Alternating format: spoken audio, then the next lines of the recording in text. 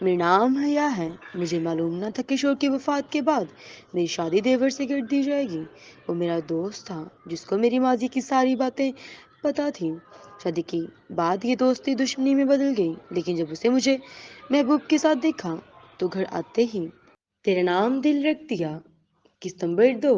Motorcycle तेज रफ्तारी से सड़क पर भाग रही थी, इतनी तेज कि उसे गले से उड़े तेरे दुपट्टे को दोनों हाथों से पकड़ना पड़ा। बाइक सड़क से होती हुई कच्ची सड़क पर उतरी और फिर गली में दाखिल होकर आसमानी रंग के गेट के सामने रुक गई। हया ने उतरकर शॉपर्स पकड़ने चाहे तो हासिम ने सख्ती से उसे अंदर जाने का कह दिया, तो वो अंदर चली गई। हासिम ने मोटरसाइकिल गेट से अंदर करके गेट बंद किया और सामान के सारे शॉपर्स लाकर किचन में रखे। उस वक्त दिन के 11 बज रहे थे और शाइस्ता बेगम उस वक्त सोई हुई थी। वो वापस सीधा अपने कमरे में आया जहां हया वॉशरूम से मुंह धोकर निकल रही थी।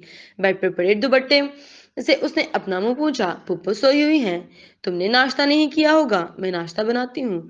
उसके हर अंदाज से बेनियाजी झलक रही थी, जैसे कुछ देर पहले जो हासिम ने उससे उसकी महबूब के साथ देखा वो कुछ मायने ना रखता था। हासिम ने उसकी कलाई पकड़कर उसे अपने रूबरू किया। या तो उसकी हरकत पे हैरान हुई थी कि शादी के उन 2 सालों में ऐसा नहीं हुआ था कि वो जरूर से ज्यादा उससे ज्यादा बात करती, हत्या के हाथ पकड़ता। क्या कर रहा था वो तुम्हारे साथ? उसके अंदर का मर्द जागा था, वो मर्द जो एक शोहर था, जो कभी हया का बेहतरीन दोस्त था, जो हया की मोहब्बत की दास्तां से अलिफ से ये तक वाकिफ था। कैसे बात कर रहे हो तुम हासिम? हया ने अपनी कलाई छुड़ानी चाहिए थी, मगर हासिम की गिरफ्त मजबूत थी। उसकी कोशिश बस कोशिश ही रह गई। वो शख्स और तुम एक साथ क्यों कर थे? वो दबा दबा सच सीखता था कि एक छोटा सा घर था जहां सरगोशी भी दूसरे कमरे तक जाती थी और वो अपनी माँ को डिस्टर्ब नहीं करना चाहता था। तुम कौन होते हो मुझसे ये पूछने वाले? अब के वो भी गुर्राई थी। हासिम की निगाहों से शोले निकलने लगी। तुम्हारा शोहर हूं या बीबी? वाह, इन 2 सालों में मुझे तुम्हारी माँ ने अपने लहजे और तुमने अपनी आग उगलती आंखों से मुझे फकत एक ही बात बताई है कि मैं एक कातला हूँ। मैं अरब नवीद की कातला हूँ, मैं इस घर की नौकरानी हूँ। तो आज तुम्हें ये क्यों कर याद आया कि मैं तुम्हारी बीवी हूँ? तुम्हें याद है मैं तुम्हारी बीवी हूँ? हासिम की गिरफ्त ढीली पड़ी थी, उसने बेख्तियार निगाहें चुराई थी। हया ने उसका गिरेबान पकड़कर उसका सुर्ख चेहरा और रुख अपनी तरफ किया था।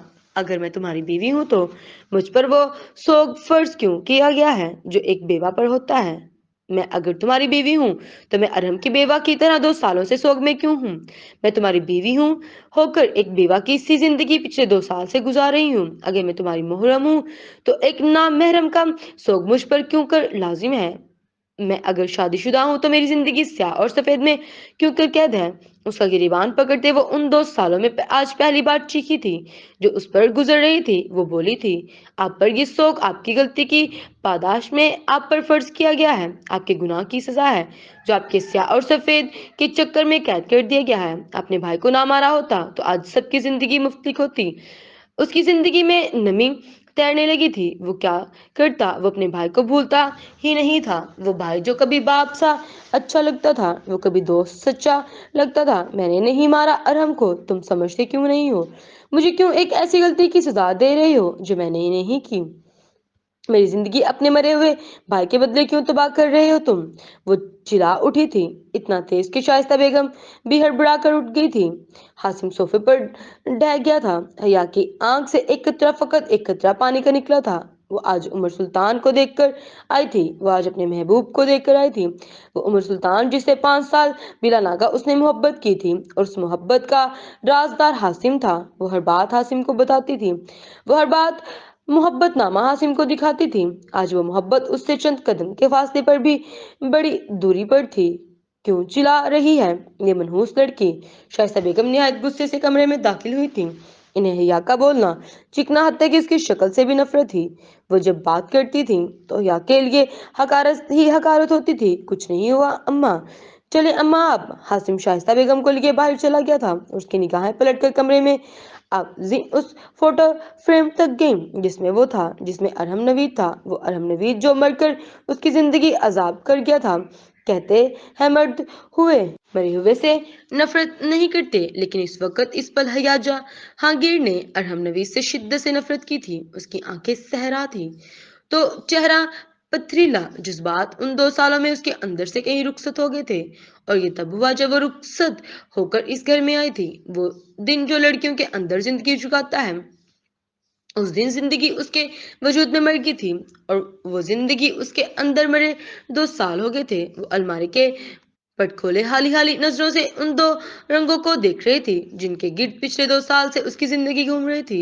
وہ 2 رنگ سیاہ اور سفید تھے، سفید رنگ جو اس کی زندگی کو بے رنگ کر کے اس پر مسلط کیا گیا تھا، اور سیاہ جو سوگ کی علامت تھا، وہ سوگ جو کرنا اس پر فرض تھا۔ اس نے سیاہ لباس نکالا اور پہن لیا، بالوں کی چوٹی باندھ کر دوپٹے کو اچھے سے سر پر لیا، اور ڈریسنگ ٹیبل کے دراز سے سیاہ رنگ کی ڈائری نکالی۔ اس کی زندگی میں موجود ہر شے اب سیاہی ہی تو تھی، اور بقول حاسم نوید کی وہ دل کی بھی سیاہ تھی۔ ارحم نوید کی جدائی کا دن 2 سال گزر گئے تھے اس قیامت سے مشابہت رکھتے، اس دن کو جو حیا کی زندگی میں بھی طوفان لایا تھا۔ اس نے پین نکالا اور آج کی تاریخ نوٹ کر کے کمرے کا دروازہ کھولا۔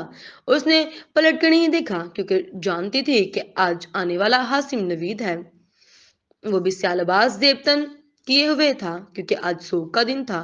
نوید ہاؤس میں 28 دسمبر سوگ کا دن تھا کیونکہ اس دن ارحم نوید مرا تھا، اور ساتھ حیا جہانگیر کی سانسیں بھی چھین گیا تھا۔ اس کا مجازی خدا جس کے ساتھ اسے 2 سال پہلے بھی آیا گیا تھا، لیکن اسے یاد نہیں پڑتا تھا کہ کبھی حاسم نے اسے کبھی نظر اٹھا کر دیکھا ہو، اور وہ تو 2 دن کی دلہن کو چھوڑ کر گیا ان 2 سالوں میں دوسری بار آیا تھا۔ اور حیا کو بھی دلچسپی نہیں تھی کہ وہ اسے دیکھتا یا نہیں، لیکن اپنی بے وقتی پر تکلیف ہوتی تھی، شدید تکلیف۔ حاسم اس کلموہی قاتلہ کو بول باہر دفع ہو، یہ آواز حاسم کی ماں کی تھی۔ حیا کے لیے دنیا جہاں کی نفرت اس چھوٹے سے گھر کے مکینوں میں کوٹ کوٹ کر بھری ہوتی تھی، اور کیوں کر نہ ہوتی، وہ قاتلہ تھی اس گھر کا لاڈلے سپوت ارحم نوید کی۔ حیا نے ڈائری بند کر کے دراز میں ڈالی اور روٹین کے مطابق ذلیل ہونے باہر چلی گئی۔ حاسم نے پلٹ کر اسے جاتا دیکھا، لیکن ان آنکھوں میں دیکھنے جیسا کچھ نہیں تھا۔ ان آنکھوں میں ایسا کچھ تھا کہ اگر بس میں ہوتا تو وہ حیا جہانگیر کا قتل کر ڈالتا۔ وہی حیا جہانگیر جو معاشرے میں حیا حاسم نوید کہلاتی تھی۔ حاسم نے انگلیوں کی پوروں سے بے اختیار کن پٹی کو سہلایا تھا۔ وہ خود شدید مشکل میں تھا۔ یہ جو ایک فیصلہ گلے کے توق بن گیا تھا، وہ یہ فیصلہ کبھی بھی نہیں کرنا چاہتا تھا، مگر ماں کے مجبور کرنے پر اس نے حیا سے شادی کر لی تھی، اور وہ تب حیران ہوا تھا کہ اتنا کچھ ہونے کے بعد بھی ماں حیا کو بہو بنانا چاہ رہی ہے، لیکن نہیں، وہ تو اسے تکلیف دینا چاہتی تھی۔ وہ بہن نہیں نکلانی چاہتی تھی، ایسی سوگ زدہ نکرانی جسے وہ ہر پل اور ہر پل اذیت دیں۔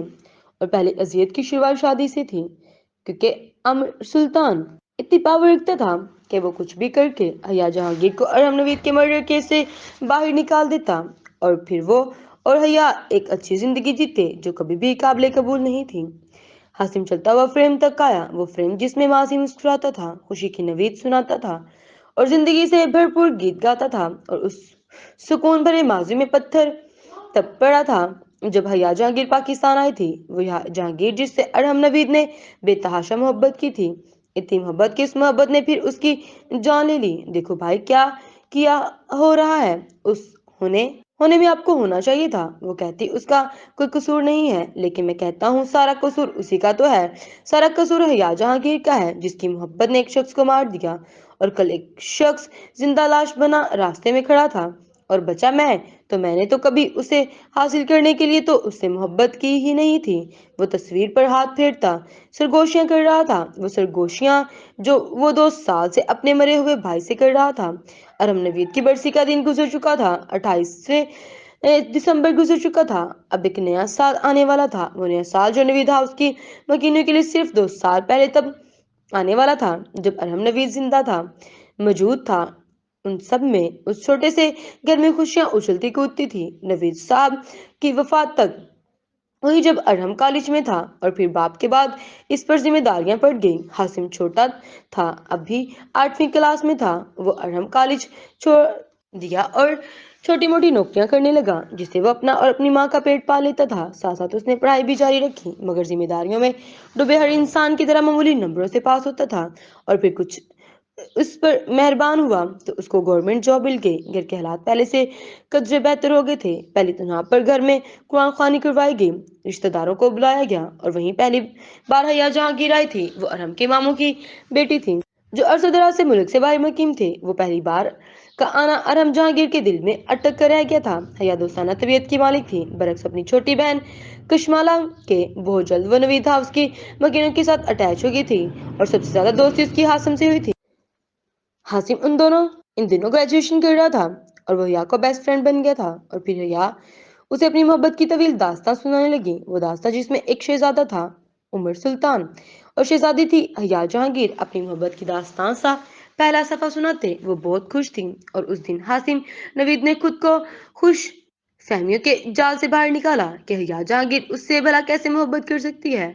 कहाँ उमर सुल्तान सा शहजादा और कहाँ वो एक आम सा शख्स। उस दिन के बाद हासिम नवीद ने हया जहांगीर से बस मोहब्बत की और बहुत मोहब्बत की, लेकिन कभी उसे अपनाने का ना सोचा। वो उसके लिए खुश था कि वो उमर सुल्तान के साथ खुश है, लेकिन उसमें दरार तब पड़ी जब एक शाम उसने अरहम नवीद की डायरी से एक तस्वीर निकाली। वो तस्वीर जो हया जहांगीर की थी। उस वक्त वो बहुत रोया था, इतना कि जितना वो उमर सुल्तान के वजूद का सुनकर नहीं रोया था। उसकी जान बसती थी अरहम में और अरहम की अब हया जहांगीर में बसने लगी थी। वो उस दिन रोया। एक दिन उसका भाई यूं रो देगा जब जाने का एक उमर सुल्तान भी है कहानी में, जिससे हया जहांगीर पागलों की तरह प्यार करती है। हया जहांगीर ऐसी थी कि किसी को भी उससे मोहब्बत हो सकती थी, लेकिन हया जहांगीर ऐसी नहीं थी कि किसी भी अरहम नवीद या हासिम नवीद को मिल जाती। वो हया जहांगीर थी जो उमर सुल्तान के लिए बनी थी। हया जहांगीर सिर्फ उमर सुल्तान जैसे शहजादे के नसीब में थी। और फिर एक दिन हुआ वो जो नहीं होना चाहिए था, जिसका सोचा नहीं था कि वो होगा। हया जहांगीर को पाकिस्तान शिफ्ट हुए को 2 साल हो गए थे। उसके बाप की मौत हो गई थी और फिर फकत 1 साल बाद अरहम नवीद मर गया।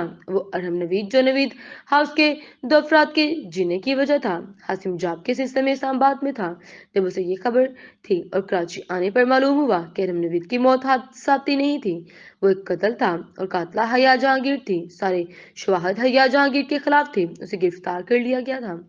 उमर सुल्तान ने एड़ी चोटी का जोर लगाया हया को बचाने के लिए और कर करीब था कि वो हया को इस केस से दूध में मक्खी की तरह निकाल देता। शाइस्ता बेगम ने सुलह कर ली और वो सुलह जो कैद की शुरुआत थी, वो सुलह जिसके दस्तखत हासिम नवीद और हया जहांगीर के निकाह के दस्तखत के साथ हुए थे और बास पलट चुकी थी। उमर सुल्तान के हाथ में कुछ नहीं रहा था, कुछ नहीं बचा था। हया जहांगीर हासिम नवीद की किस्मत में लिखती गई थी। जारी है।